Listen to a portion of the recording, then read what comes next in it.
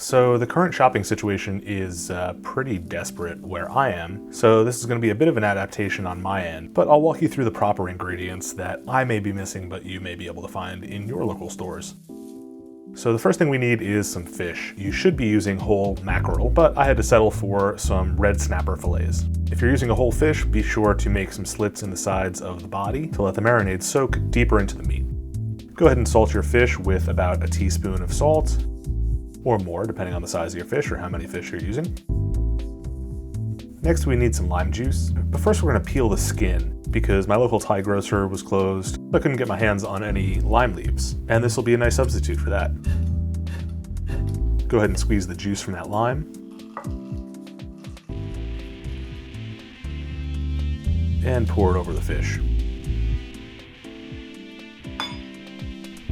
Just make sure the lime juice is in contact with the fish on all sides. While that's marinating, we're going to build our curry paste. So first are candle nuts, but I'm going to use macadamia nuts. I'm going to go ahead and give those a pound in a mortar and pestle. Then I'm going to prep some garlic by smashing it, peeling it, cutting off the nubbins, and smashing it some more. Now when using a mortar and pestle, an abrasive definitely helps the process. And we can kill two birds with one stone by adding in a couple teaspoons of salt and a couple teaspoons of sugar. And if you have palm sugar, now would be the right time to use that. Next, we're going to take a 3-centimeter chunk of ginger, peel it with the back of your knife, smash it and chop it, and throw that in the mortar and pestle. And if you have galangal, you can add that as well.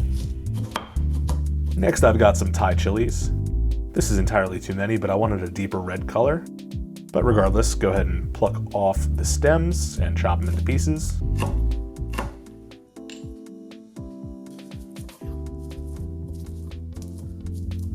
Next, I've got a shallot. I'm just going to roughly chop that and throw it on in.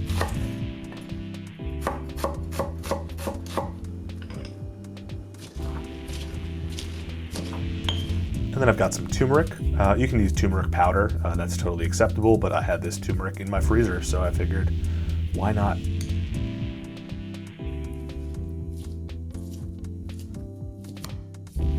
Next, I'm gonna pound some lemongrass to get the juices flowing on the inside, and slice it into some pieces.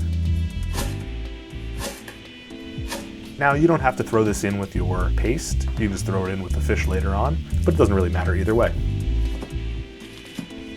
Go ahead and throw in those lime peels or lime leaves if you have them. And then I'm going to transfer this into a food processor. Now that we've broken down the cell walls of most of our ingredients and gotten those oils and juices flowing, it's totally fine to chop it into a paste.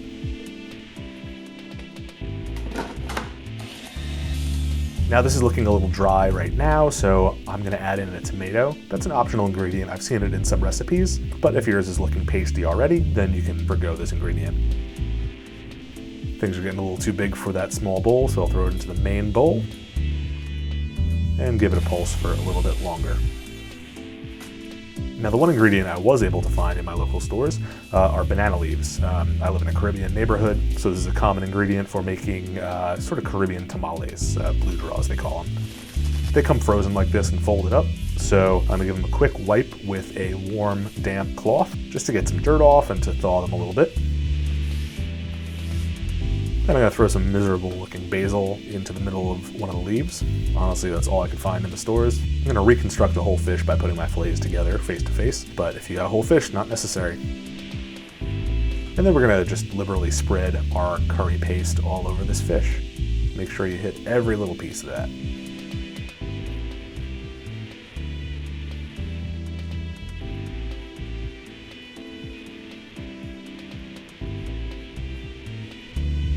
Now let's fold this into a little packet.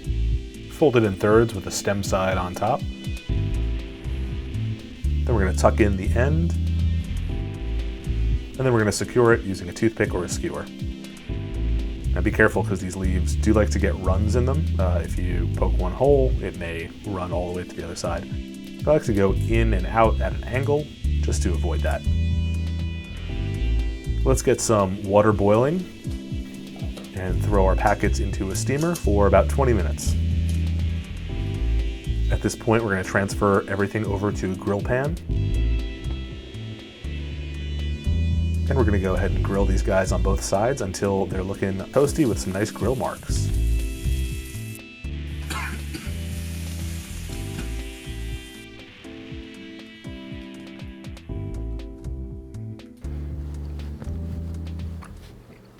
Wow, I added way too many chili peppers to this.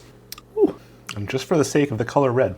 Not a good reason, but it's tasty. It is everything you could ever want from a curry, but in this case, it's dry because it was grilled. So it's just packed on in there, like direct contact with all the flavors, if that makes any sense. And if I had a bowl of rice, I would eat this with that, because that's the way you should be eating this. And that would definitely mellow out all the spice that I added.